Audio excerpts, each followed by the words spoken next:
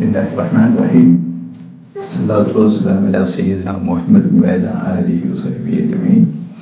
Rabbi shrah li sadri wa yassir li amri wahlul 'uqdatan min lisani yafqahu qawli. ബഹുമാന്യരായ സഹോദരങ്ങളെ, അസ്സലാമു അലൈക്കും വറഹ്മത്തുള്ളാഹി വബറകാതുഹു. എൻ്റെ ഈ ക്ലാസ് ആരംഭിക്കുന്നതിന് മുമ്പ് ഈ സമയത്തിന് അനുയോജ്യമായൊരു വിഷയം നിങ്ങളുടെ എല്ലാവരുടെയും ശ്രദ്ധയിൽ കൊണ്ടുവരാൻ ആഗ്രഹിക്കുകയാണ്. ഈ നാടിൻ്റെ പ്രസിഡൻറ്റും നമ്മുടെ എല്ലാം പ്രിയങ്കരനായ നേതാവുമായ His Highness Sheikh Mohammed bin Zayed Al Nahyan അടുത്തയിടെ പ്രഖ്യാപിച്ച ഒരു സുപ്രധാന പ്രഖ്യാപനം നമ്മളുടെ ശ്രദ്ധയിൽപ്പെട്ടിട്ടുള്ളതാണ്. 2025 കമ്മ്യൂണിറ്റി വർഷമായി അദ്ദേഹം ആഘോഷിക്കുവാൻ തീരുമാനിച്ചിരിക്കുകയാണ്. ഈ സന്ദർഭത്തിൽ അദ്ദേഹം എന്താണോ അതിൽ വിവക്ഷിച്ചിട്ടുള്ളത് അതെല്ലാം വിജയകരമാക്കി തീർക്കുവാൻ നമുക്ക് ഓരോരുത്തർക്കും ഉത്തരവാദിത്തമുണ്ട്. ഇവിടെ ജീവിക്കുന്ന പ്രവാസികളും നാട്ടുകാരുമായ 11 മില്യൺ ആളുകൾ ഒരു കമ്മ്യൂണിറ്റി പോലെ ജീവിച്ച് പരസ്പരം സഹായിച്ച് പരസ്പരം സ്നേഹിച്ച് എല്ലാവരുടെ നന്മയും ഒന്നിച്ച് കാംക്ഷിച്ചുകൊണ്ട് എല്ലാവരുടെ നന്മയ്ക്ക് വേണ്ടി പ്രവർത്തിക്കുക എന്നുള്ള ആഗ്രഹമാണ് അദ്ദേഹം പലപ്പോഴും പ്രകടിപ്പിച്ചത്. അതുകൊണ്ട് തന്നെ നമ്മൾ ഓരോരുത്തരും ഒരു സ്ഥാപനത്തിൽ ജോലി ചെയ്യുമ്പോൾ നിരവധി നാഷണാലിറ്റികൾ ആ ജോലിക്കാരിൽ ഉണ്ടാവും. അവർ എല്ലാം തന്നെ ഇവിടെ വന്നത് ക്ഷേമൈശ്വര്യങ്ങൾ ഉണ്ടാക്കുവാൻ വേണ്ടിയാണ്. അങ്ങനെയുള്ള സന്ദർഭത്തിൽ നമ്മളും അവരും ജീവിത വിജയത്തിന് വേണ്ടി പ്രവർത്തിക്കുന്നവരാണ്.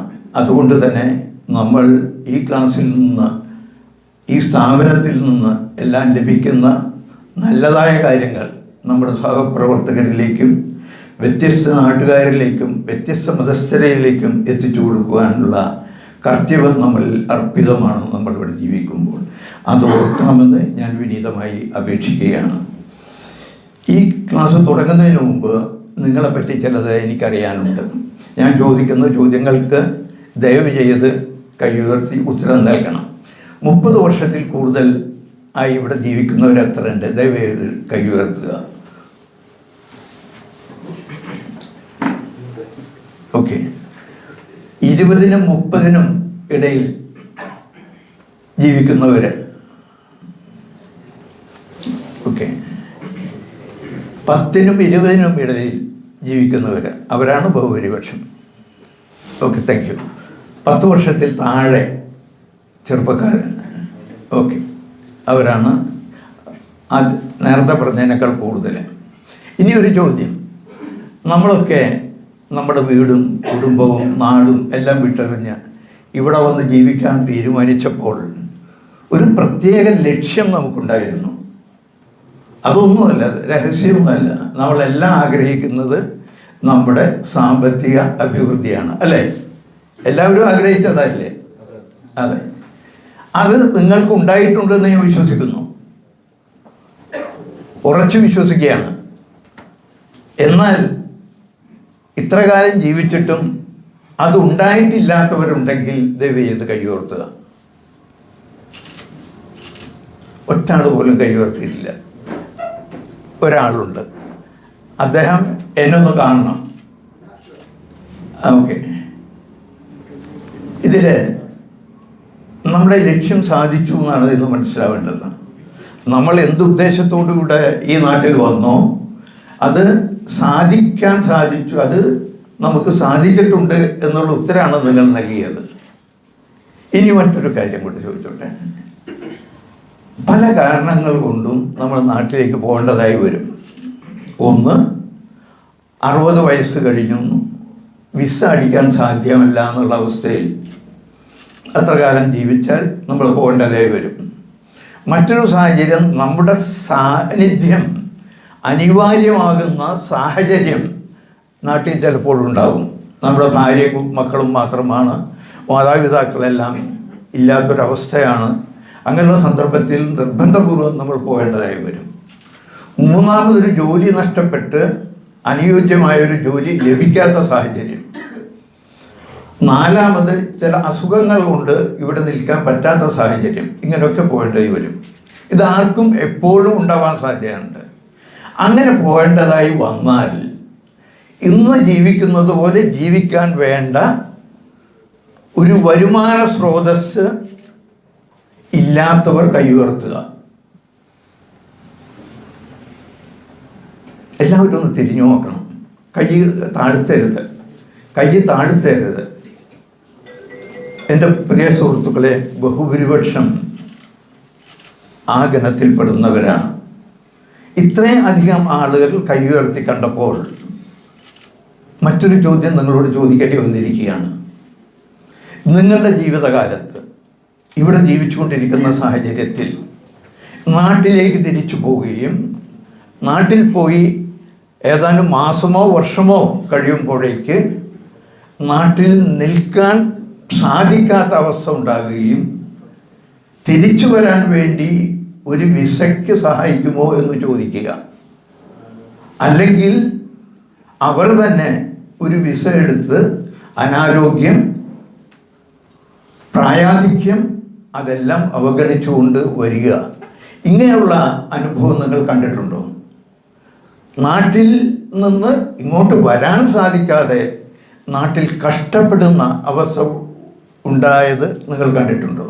അങ്ങനെയുള്ള അനുഭവമുള്ളവരൊന്ന് കൈയുയർത്തിയാട്ടെ. ഇവിടുന്ന് പോയിട്ടുള്ള ആളുകൾ നാട്ടിൽ ജീവിക്കാൻ ബുദ്ധിമുട്ടുന്ന അവസ്ഥ കണ്ടിട്ടുണ്ടോ എന്നാണ് ചോദിച്ചത്.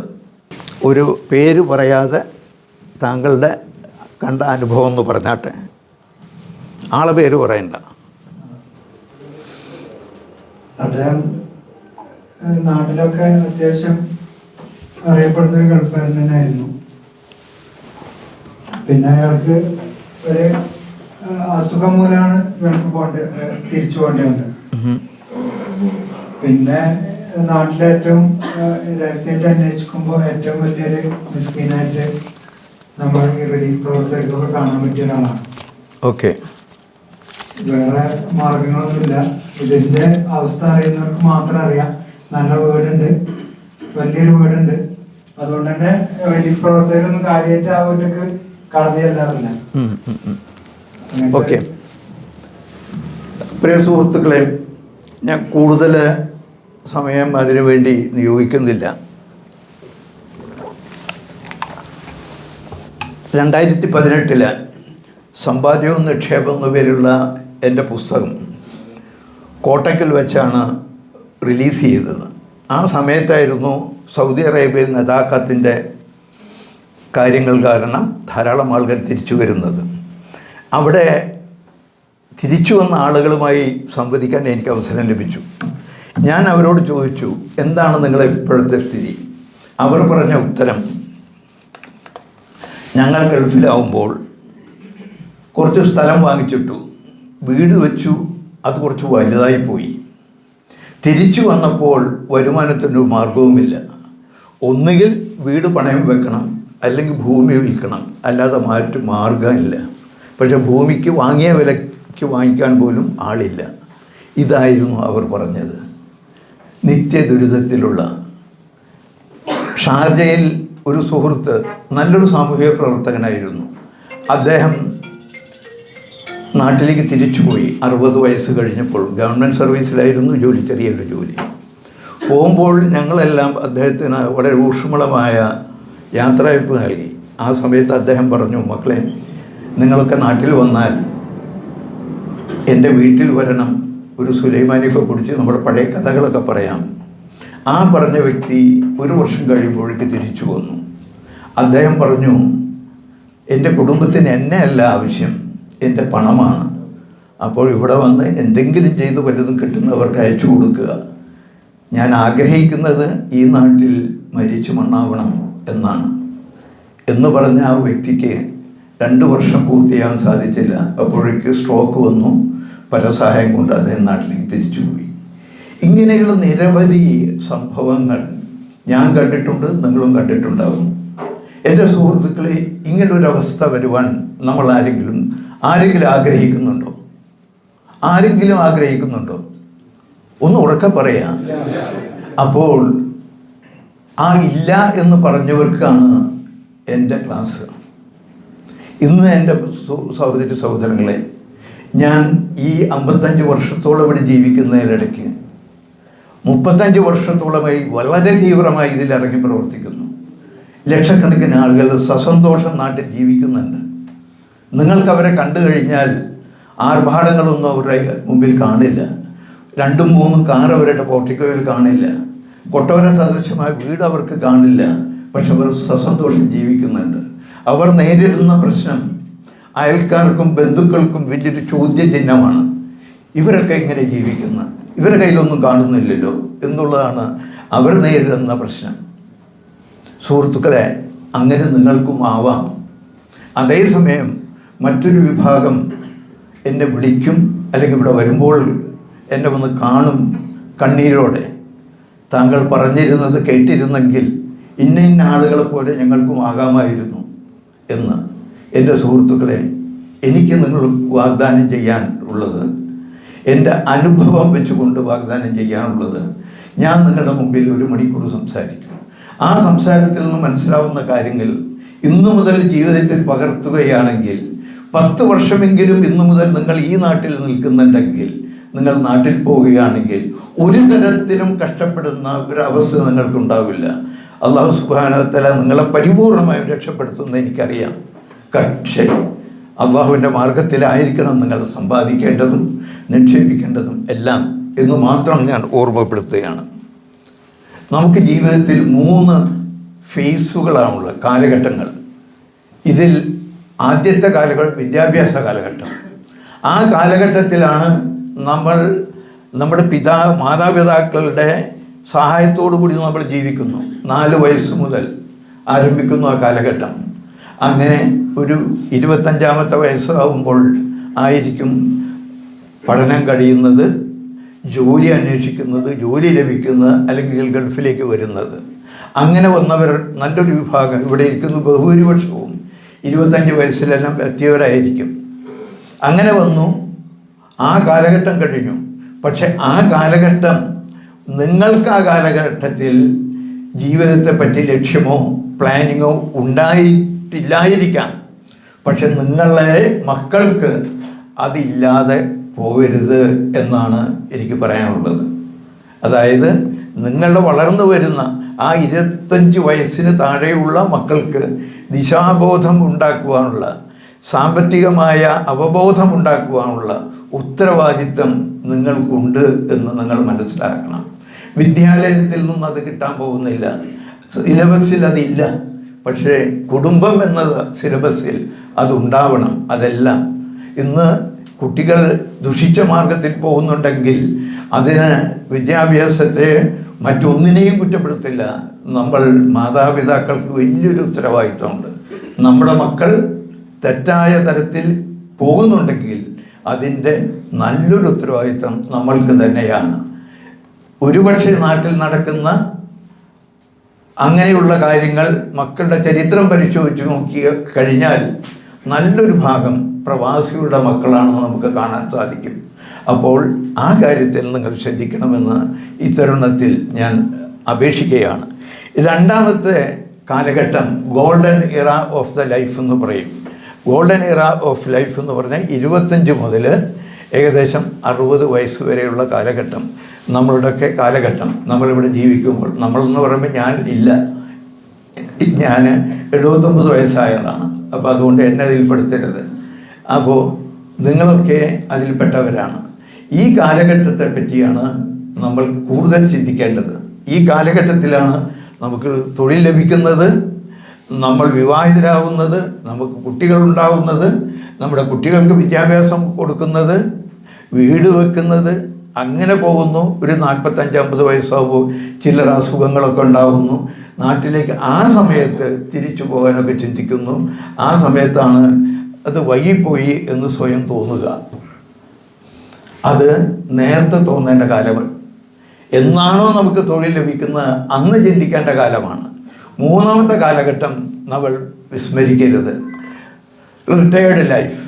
റിട്ടയേർഡ് ലൈഫ് എന്ന് പറഞ്ഞാൽ പണ്ടൊക്കെ നമ്മുടെ പൂർവികന്മാരൊക്കെ നമുക്ക് കാണാം വീട്ടിൻ്റെ ഉമ്മറത്ത് ഈസി ചെയറിൽ പത്രം വായിച്ചിങ്ങനെ ഇരുന്ന് സമയം കളയുന്നത്.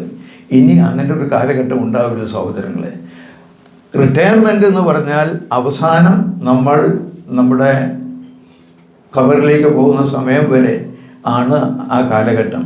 അപ്പോൾ ആ ദിവസം വരെ നമുക്ക് എന്ത് ചെയ്യാൻ പറ്റുമോ, അള്ളാഹുവിനും നമുക്കും വേണ്ടി എന്തൊക്കെ ചെയ്യാൻ സാധിക്കുമോ അത് നമ്മൾ ചെയ്തുകൊണ്ടിരിക്കണം. ആ ചെയ്തയിൽ നിന്ന്, ആ കർമ്മത്തിൽ നിന്ന് നമ്മൾ പിന്മാറാൻ പാടില്ല എന്ന് നമ്മൾ മനസ്സിലാക്കിയിരിക്കണം. ഇനി എന്താണ് വേണ്ടത്? ഒന്ന്, നമുക്ക് സാമ്പത്തികമായ പ്ലാനിങ് ഉണ്ടായിരിക്കണം. ഞാൻ പറഞ്ഞല്ലോ, ഗോൾഡൻ ഇറ ഓഫ് ലൈഫ്. ഈ ലൈഫിൽ വേണ്ടത് പ്ലാനിങ് ആണ് വേണ്ടത്. നമ്മൾ ഇവിടെ വന്നു, ജോലി കിട്ടി, 1, 2, 3 വർഷം ആകുമ്പോഴേക്ക് നമ്മൾ വിവാഹിതരാകുന്നു. അങ്ങനെ വിവാഹിതരായി കഴിഞ്ഞാൽ നിങ്ങളുടെ കുടുംബത്തിലേക്ക് ഒരംഗം വർദ്ധിക്കുകയാണ്, ഒരു വ്യക്തി പുതിയതായിട്ടുണ്ടാകുകയാണ്. 2 വർഷം കഴിയുമ്പോൾ ഒരു കുട്ടി ജനിക്കുന്നു എന്ന് വിചാരിക്കുക. അപ്പോൾ സംഭവിക്കുന്നത് വീണ്ടും ഒരംഗം ഉണ്ടാകുന്നു. അപ്പോൾ നമ്മളുടെ പ്ലാനിങ് ഉണ്ടായിരിക്കേണ്ടത്, നമുക്ക് ജോലി കിട്ടിയാലും ഒരു അംഗം വർദ്ധിക്കുമ്പോൾ ഉണ്ടാകുന്ന ചെലവുകളെ നേരിടാനുള്ള പ്ലാനിങ് നമുക്കുണ്ടാവണം. അങ്ങനെ ഓരോ സംഭവങ്ങളും നമ്മുടെ ജീവിതത്തിൽ ഉണ്ടാകുമ്പോൾ ജീവിതത്തിൽ ചെലവുകളുടെ ഒരു കുതിപ്പുകളാണ് ആ സന്ദർഭത്തിൽ നമുക്കുണ്ടാകുന്നത്. അത് ഉണ്ടാകുന്നതിനനുസരിച്ച് നമ്മൾ പ്ലാൻ ചെയ്താൽ മാത്രമേ അതിനെ ഒരു ബുദ്ധിമുട്ടും ഇല്ലാതെ നിർവിഘ്നം നടത്തുവാൻ സാധിക്കുള്ളൂ, നേരിടാൻ സാധിക്കുള്ളൂ എന്ന് നമ്മൾ മനസ്സിലാക്കണം. അങ്ങനെ മനസ്സിലാക്കി കഴിഞ്ഞാൽ മാത്രമേ നമ്മളിൽ മാറ്റം ഉണ്ടാവുകയുള്ളൂ.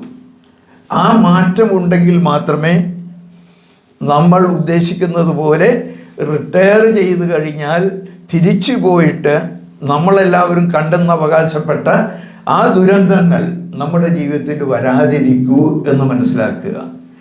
മറ്റൊന്ന് വേണ്ടത് ഫിനാൻഷ്യൽ ഡിസിപ്ലിൻ, സാമ്പത്തിക അച്ചടക്കം. സാമ്പത്തിക അച്ചടക്കം എന്ന് പറഞ്ഞാൽ കിട്ടുന്നത് മുഴുവൻ ചെലവാക്കുന്ന സ്വഭാവം.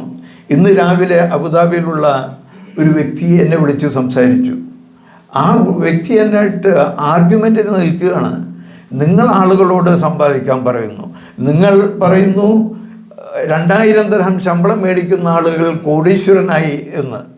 അങ്ങനെ കോടീശ്വരനായ റേഡിയോയിൽ വന്ന് സംസാരിക്കുന്നു, അവരുടെ ശബ്ദലേഖനം നിങ്ങൾ കാണിക്കുന്നു, കേൾപ്പിക്കുന്നു. അതുപോലെ എന്നെപ്പോലുള്ള ഒരാൾക്ക് ജീവിക്കാൻ സാധിക്കുമോ എന്ന് ആർഗ്യൂ ചെയ്യാൻ വരികയാണ്. സുഹൃത്തെ, താങ്കൾക്ക് എനിക്കൊരു നിർബന്ധവുമില്ല, താങ്കൾക്ക് എങ്ങനെ വേണമെങ്കിലും ജീവിക്കാം. പക്ഷേ തിരിച്ചു പോയി ജീവിക്കാൻ ആരെയും ആശ്രയിക്കരുതെന്ന് താങ്കൾ ആഗ്രഹിക്കുന്നുണ്ടെങ്കിൽ താങ്കൾക്ക് അച്ചടക്കമുണ്ടായേ തീരൂ, സാമ്പത്തിക അച്ചടക്കമുണ്ടായേ തീരൂ. സാമ്പത്തിക അച്ചടക്കം എന്ന് പറയുമ്പോൾ ഓരോ വ്യക്തിക്കും കിട്ടുന്ന വരുമാനത്തിന് അനുസൃതമായ ജീവിതത്തെ ആണ് അച്ചടക്കത്തോടുകൂടി ജീവിക്കുക എന്ന് പറയുന്നത്. പ്രധാനമായിട്ടും ശ്രദ്ധിക്കേണ്ടത്, നമുക്കൊക്കെ ജീവിതത്തിൽ നീഡ്സ് ഉണ്ട്, ആവശ്യങ്ങൾ. ഭക്ഷണം, വസ്ത്രം, കിടപ്പാടം,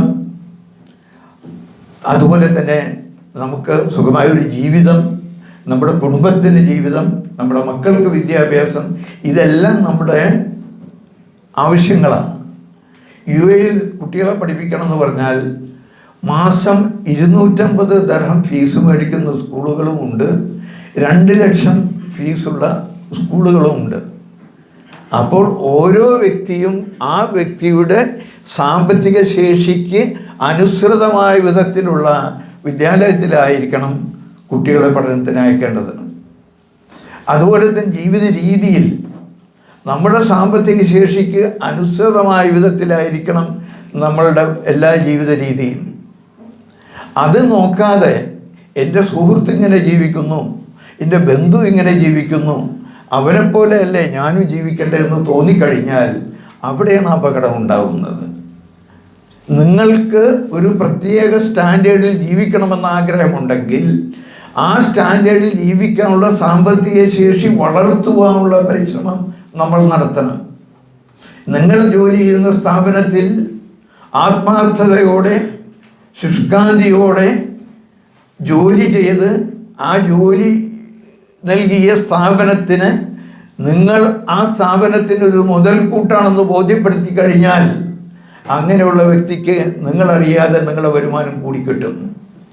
അങ്ങനെ ഇരിക്കുമ്പോൾ നിങ്ങൾക്ക് തോന്നുന്നു സ്വന്തമായി ഞാൻ ചിലതെല്ലാം പഠിച്ചു കഴിഞ്ഞാൽ എനിക്ക് ഈ സ്ഥാപനത്തിൽ അല്ലെങ്കിൽ മറ്റൊരു സ്ഥാപനത്തിൽ ഉയർന്ന ശമ്പളത്തിലുള്ള ജോലി കിട്ടുമെന്ന്. അതിന് നിങ്ങൾ ശ്രമം നടത്തും. മൂന്നാമത്, അങ്ങനെ ഇരിക്കുമ്പോൾ അത്തരം ആൾക്കാർ വിളിച്ചു വരുത്തി ജോലി കൊടുക്കുന്നു. അങ്ങനെയുള്ള അനുഭവങ്ങൾ ഞങ്ങൾ കണ്ടിട്ടുണ്ട്. എൻ്റെ റേഡിയോ പരിപാടി കേൾക്കുന്നവരായിരിക്കും പലരും. പല സുഹൃത്തുക്കളും അവരുടെ അനുഭവങ്ങൾ പറഞ്ഞിട്ടുണ്ട്. ഇങ്ങനെയുള്ള മാറ്റങ്ങൾ ഞങ്ങളുടെ ജീവിതത്തിൽ ഉണ്ടാക്കുവാൻ സഹായിച്ചിട്ടുണ്ട് എന്ന്. അതുകൊണ്ട് എല്ലാവർക്കും അത് നേടിയെടുക്കാൻ സാധിക്കുന്നതാണ്. അങ്ങനെ ഉണ്ടായിക്കഴിഞ്ഞാൽ നിർബന്ധപൂർവം എന്തെങ്കിലും മിച്ചം വെക്കുവാൻ സാധിക്കും. കിട്ടുന്നത് മുഴുവൻ ചിലവാക്കാതെ മിച്ചം വെക്കുവാനുള്ള അവസരം ഉണ്ടാവും. മിച്ചം വെച്ച് കഴിഞ്ഞാൽ ആ മിച്ചം വെച്ച സംഖ്യ സമ്പാദിക്കാൻ നമുക്ക് സാധിക്കണം. സമ്പാദിച്ച മാത്രമേ, അതിനെ ഒരു നിക്ഷേപമാക്കി മാറ്റിയാൽ മാത്രമേ നമുക്ക് തിരിച്ചു ചെന്ന് കഴിഞ്ഞാൽ ജീവിക്കാനുള്ള സാമ്പത്തിക സ്രോതസ്സ് ഉണ്ടാകുന്ന സാഹചര്യം ഉണ്ടാവുള്ളൂ. അതുകൊണ്ട് ഒരു തിരിച്ചു പോയാൽ ഇന്ന് ജീവിക്കുന്നതിനേക്കാൾ, അടിവരയിട്ടിട്ടാണ് പറയുന്നത്, ഇന്ന് ജീവിക്കുന്നതിനേക്കാൾ മെച്ചപ്പെട്ടൊരു ജീവിതം നിങ്ങൾക്കുണ്ടാകും. അത് ഉണ്ടാവണമെന്ന് നിങ്ങൾ ആഗ്രഹിക്കുക. നിങ്ങൾ ആഗ്രഹിച്ചാൽ, അതിനുവേണ്ടി പ്രാർത്ഥിച്ചാൽ, അതിനുവേണ്ടി പ്രവർത്തിച്ചാൽ നിങ്ങൾക്ക് അത് സാധ്യമാകും എന്ന് ഉറപ്പുണ്ട്. ഒരു സന്തോഷത്തോടെ ജീവിക്കണം, അല്ലാതെ കഷ്ടപ്പെട്ട് പട്ടിണി കിടന്നുണ്ടാക്കണം എന്നല്ല ഞാൻ പറയുന്നത്. അതൊക്കെ ചെയ്യുമ്പോൾ മറ്റൊരു കാര്യം വേണ്ടത്, നിങ്ങൾക്ക് ഒരു സംഖ്യ നിങ്ങൾ മാറ്റിവെക്കേണ്ടതുണ്ട്. എമർജൻസി ആവശ്യങ്ങൾക്ക് വേണ്ടിയിട്ട് മാറ്റിവെക്കണം. എത്ര മക്കളുണ്ടോ ആ മക്കളെ പഠിപ്പിച്ച് വളർത്തി കൊണ്ടുവരണമെങ്കിൽ ഏകദേശം ഇത്ര വേണമെന്ന് ഒരു ഐഡിയ ഉണ്ടാകുമെങ്കിൽ അതിന് പ്ലാൻ ചെയ്യണം, അതിനു വേണ്ടി മാറ്റിവെക്കേണ്ടതുണ്ട്. കുറേ കാലം കഴിഞ്ഞാൽ നിങ്ങൾ സ്വന്തമായൊരു വീട് വേണമെന്ന് ആഗ്രഹിക്കും. ആ ആഗ്രഹിക്കുന്ന സമയം എന്താണെന്ന് വ്യക്തമായിട്ട് ധാരണ വേണം. ആ സമയത്തൊരു വീട് വെക്കണമെങ്കിൽ ഇത്ര സംഖ്യ വരും എന്നും അതിന് ഇത്ര ഇപ്പോൾ ശ്രമിച്ചാലേ നമുക്ക് ആ സമയം വരുമ്പോൾ നമുക്കുണ്ടാവുള്ളൂ എന്ന് നമ്മൾ മനസ്സിലാക്കേണ്ടതുണ്ട്. അതുകൊണ്ട് ഇതെല്ലാം ചെയ്യുന്നത് നാളെ തിരിച്ചു പോയി കഴിഞ്ഞാൽ ഹാപ്പി റിട്ടയർമെൻറ്റ് ലൈഫ് നമുക്കുണ്ടാവണം, അതിനുള്ള വരുമാന മാർഗം ഉണ്ടാവണം, അതിനു വേണ്ടിയാണ്. ഞാൻ സൂചിപ്പിച്ചു കഴിഞ്ഞു നമ്മളുടെ ആവശ്യങ്ങളും ആഗ്രഹങ്ങളും ഉണ്ട് എന്ന്. ആവശ്യങ്ങൾ എന്താണെന്ന് ഞാൻ നേരത്തെ തന്നെ സൂചിപ്പിച്ചു. ആഗ്രഹങ്ങൾ എന്ന് പറഞ്ഞാൽ ഇപ്പോൾ ഒരു ഫോൺ കയ്യിലുണ്ട്. ആ കയ്യിലുള്ള വ്യക്തി ആഗ്രഹിക്കുന്നു, എനിക്ക് പുതിയൊരു ഫോൺ വന്നിട്ടുണ്ട്, അത് വാങ്ങിക്കണമെന്ന് ആഗ്രഹിക്കുമ്പോൾ അത് നെസസിറ്റി അല്ല, നീഡ് അല്ല, നമ്മുടെ ആവശ്യത്തിന് ഒരു ഫോണുണ്ട്. ആ സമയത്ത് ഇങ്ങനെ ആഗ്രഹിക്കുന്നു. അത് കഴിഞ്ഞ് കുറേ കൂടെ കഴിഞ്ഞപ്പോൾ സുഹൃത്ത് കാറ് മാറ്റി ഒരു പുതിയ കാറ് മേടിച്ചു. അപ്പോൾ തോന്നുന്നു എൻ്റെ കാറ് പഴഞ്ചനാണല്ലോ, ഒരു പുതിയ കാറ് മേടിക്കണം. അപ്പോൾ ഇപ്പോൾ UAE ജീവിക്കുന്ന സമയത്ത് നിങ്ങൾക്ക് എന്ത് ആഗ്രഹമുണ്ടെങ്കിലും അത് സാധിപ്പിച്ച് തരാനുള്ള സംവിധാനങ്ങൾ ഉണ്ട്. ക്രെഡിറ്റ് കാർഡുണ്ട്, ലോണിന് വേണ്ടി നിങ്ങളെ പിന്നിൽ നടക്കുന്നുണ്ട് ബാങ്കുകൾ. ഇതെല്ലാം ഉണ്ടാവുന്ന സാഹചര്യത്തിൽ നിങ്ങൾക്ക് നിഷ്പ്രയാസം പണം കിട്ടും. പണം തരാൻ ആളുണ്ട്, തിരിച്ചടക്കാൻ നിങ്ങളല്ലാതെ മറ്റാരുമില്ല എന്നുള്ളത് മനസ്സിലാക്കണം. മാത്രമല്ല ഇത് ക്രെഡിറ്റ് കാർഡും അടക്കാൻ പറ്റാത്ത അവസ്ഥ വരും. അങ്ങനെ വന്നു കഴിഞ്ഞാൽ ബ്ലേഡുകളുണ്ട്, അതിനും ആളുണ്ട്. അവർ ഇനി പലിശയുടെ കൂമ്പാരമാകും. എവിടെ പലിശയെ തൊട്ടോ അവിടെ നാശമേ ഉള്ളൂ. എൻ്റെ ഇത്രയും കാലത്തെ ജീവിതത്തിൽ നൂറുകണക്കിന് ആത്മഹത്യകൾ ഈ നാട്ടിലുണ്ടായത് ഇന്ത്യൻ കൗൺസിലേറ്റിൽ നിന്ന് കിട്ടിയ വിവരത്തിൻ്റെ അടിസ്ഥാനത്തിൽ എനിക്ക് പറയാൻ സാധിക്കും. ബഹുഭൂരിപക്ഷം ആത്മഹത്യകൾക്കും കാരണം കടക്കെണിയാണ്. നമ്മൾ മനസ്സിലാക്കേണ്ടതാണ്. ആളുകൾ ഇവിടുന്ന് ഓടിപ്പോകുന്നതിൻ്റെ കാരണം കടക്കെണിയാണ്, പലിശയാണ്. നിങ്ങൾ പലിശ തുടരുത് എന്ന് പറഞ്ഞാൽ പലിശ വാങ്ങരുത്, കൊടുക്കരുത്, പ്രോത്സാഹിപ്പിക്കരുത്. ഈ 3 കാര്യങ്ങളും പഠിപ്പിച്ച ഒരു വിശ്വാസികളാണ് നമ്മളെല്ലാവരും. കൃത്യമായി ശീലിപ്പിച്ച, അതിൻ്റെ ഭവിഷ്യത്ത് കൃത്യമായി പഠിപ്പിച്ച് മനസ്സിലാക്കിയവരാണ് നമ്മൾ. അങ്ങനെയുള്ള നമ്മൾ പലപ്പോഴും നിർലജ്ജം ഇതിനടിമപ്പെട്ടു പോവുകയാണ്. അതുണ്ടാവരുത് എന്നാണ് എനിക്ക് പറയാനുള്ളത്. പലിശ, ഇതെല്ലാം പറയുന്ന പലരും പലിശ നിഷിദ്ധമാണെന്ന് പറയുന്നവർ ചെയ്യുന്നത് കറണ്ട് അക്കൗണ്ടിൽ പൈസ ഇട്ട് വെക്കുക. കറണ്ട് അക്കൗണ്ടിൽ പൈസ ഇട്ട് വെക്കുക. ഒരു ബാങ്ക് 100 ഡെപ്പോസിറ്റ് എന്ന് പറഞ്ഞിട്ട് ഹലാൽ എന്ന് പറഞ്ഞ് പച്ച ഇങ്കിൽ എഴുതിയ പ്ലാംഫ്ലറ്റുമായിട്ട് നിങ്ങളെ സമീപിച്ചു. അറിവില്ലായ്മ കൊണ്ട്, ആ പേര് കേട്ടത് കൊണ്ട്, ഹലാൽ എന്ന് എഴുതി കണ്ടത് കൊണ്ട് അതിൽ ഡെപ്പോസിറ്റ് ചെയ്ത എത്ര ആളുകളുണ്ട്. ആ ഡെപ്പോസിറ്റ് ചെയ്തത് കറണ്ട് അക്കൗണ്ട് ഡെപ്പോസിറ്റാണ്. ആ പണമാണ് അവർ 13% പലിശയ്ക്ക് കൊടുക്കുന്നത്. നിങ്ങൾ അറിവില്ലായ്മയെ ചൂഷണം ചെയ്ത അവർ പലിശ തുടരുത് എന്നുള്ള നിലയ്ക്ക് കറണ്ട് അക്കൗണ്ടിൽ നിക്ഷേപിക്കുന്നു. ആ നിക്ഷേപിച്ച ആളുകൾക്ക് സംഭവിക്കുന്നത്, നമ്മൾ പണം പലിശയ്ക്ക് കൊടുക്കാൻ വേണ്ടി ബാങ്കിനെ സഹായിക്കുന്നു. ഞാൻ പലിശയുടെ മറ്റൊരു ഭാഗത്തെപ്പറ്റി ചില പണ്ഡിതന്മാർ പറഞ്ഞത് ഉദ്ധരിക്കാനാണ് ഞാൻ ആഗ്രഹിക്കുന്നത്.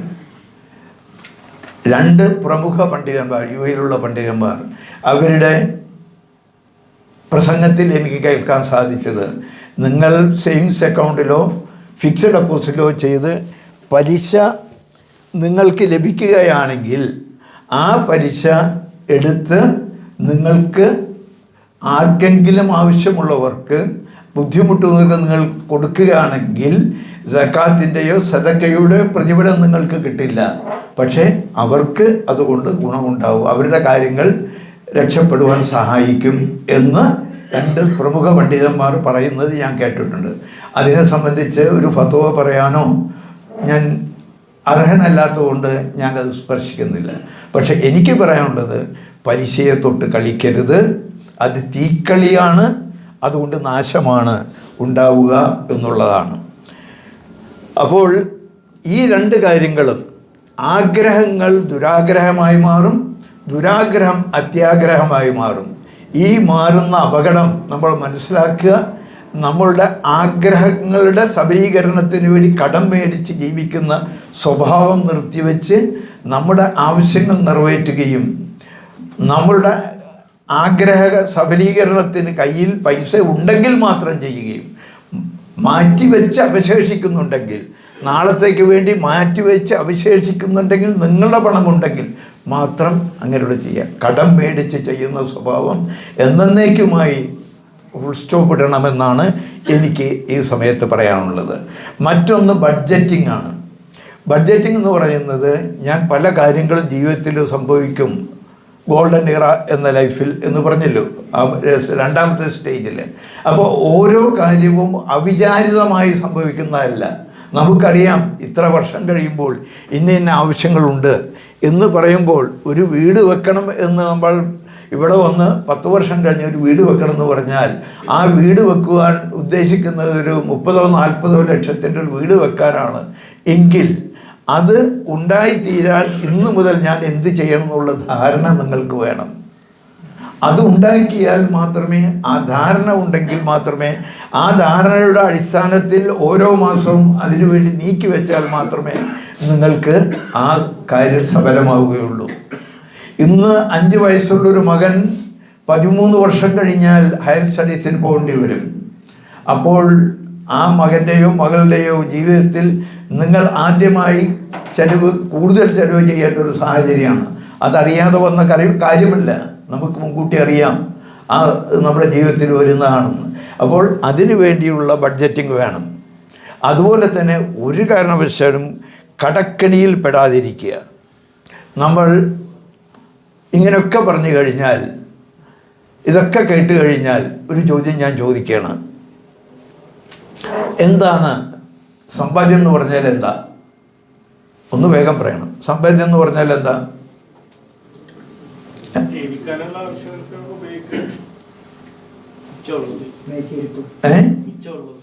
മിച്ചമുള്ളത്. മിച്ചമുള്ളതെന്ന് അത് ചെലവ് കഴിച്ച് ബാക്കി കെട്ടുന്ന അതല്ലേ എല്ലാവരും പറയാതാണ്. ഇങ്ങനൊരു ചോദ്യം ചോദിക്കുന്നത്, ഈ സദസ്സിൽ ചെലവ് കഴിച്ച് ബാക്കി വരുന്നവർ എത്ര പേരുണ്ട്? ഇതാ 1 2 3 4 5 6 7 8 9 ആൾ മതി. 9 ആൾക്കേ ഉള്ളൂ, ബാക്കിയുള്ളവർക്കില്ല.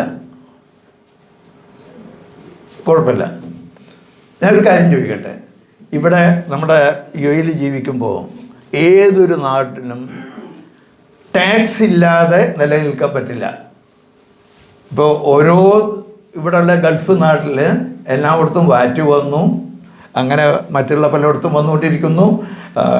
ആദ്യം പാർക്കിംഗ് വന്നു, പിന്നെ സാലിക്ക് വന്നു, പിന്നെ വാറ്റ് വന്നു, ഇപ്പോൾ കോർപ്പറേറ്റ് ടാക്സ് വന്നു. ഇപ്പോൾ കഴിഞ്ഞ ദിവസം പറഞ്ഞു ബഹ്റൈനിൽ റെമിറ്റൻസ് ടാക്സ് വരാൻ പോകുന്നു 2%. ഇങ്ങനെ വരും. ഞാൻ ജസ്റ്റ് പറയുന്നു, 20% ടാക്സ് ഏർപ്പെടുത്തുന്നു യുഎഇയിൽ എന്ന് വിചാരിക്കുക. നമുക്ക് ശമ്പളം കിട്ടുമ്പോൾ നമ്മുടെ നാട്ടിലെ പോലെ 20% TDS പിടിച്ചിട്ടേ തരുള്ളൂ എന്ന് വിചാരിക്കുക. അപ്പോൾ 80% കയ്യിൽ കിട്ടുള്ളൂ. അങ്ങനെ ഒരു അവസ്ഥ വന്നാൽ ഈ കൂട്ടത്തിൽ എത്ര പേര് നാട്ടിലേക്ക് തിരിച്ചു പോകും? 20% കുറവായി കിട്ടുള്ളൂ ശമ്പളത്തിൽ നിന്ന്. അങ്ങനെ ഒരു സാഹചര്യം വന്നാൽ ഈ കൂട്ടത്തിൽ നിന്ന് എത്ര പേര് നാട്ടിലേക്ക് തിരിച്ചു പോകും? ഇല്ല, ആരും പോയില്ല എന്ന് പറയല്ലേ. സ്വന്തം കാര്യം പറയാം. ഒരാളവിടെ കൈ ഉയർത്തിയിട്ടുണ്ട്, അദ്ദേഹത്തിന് എന്നെ കാണണമെന്ന് പറഞ്ഞിട്ടുണ്ട്. ഞാൻ വേറെ ആരും കൈ ഉയർത്തിയെ കണ്ടില്ല. അപ്പോൾ ഓക്കെ, അതിൻ്റെ അർത്ഥം നിങ്ങളെപ്പോഴും ജീവിക്കും ഇവിടെ. അത് എങ്ങനെ ജീവിക്കുക? 80% നിങ്ങളെ കയ്യിലുണ്ടാവുള്ളൂ. എങ്ങനെ ജീവിക്കുക? ജീവിക്കും,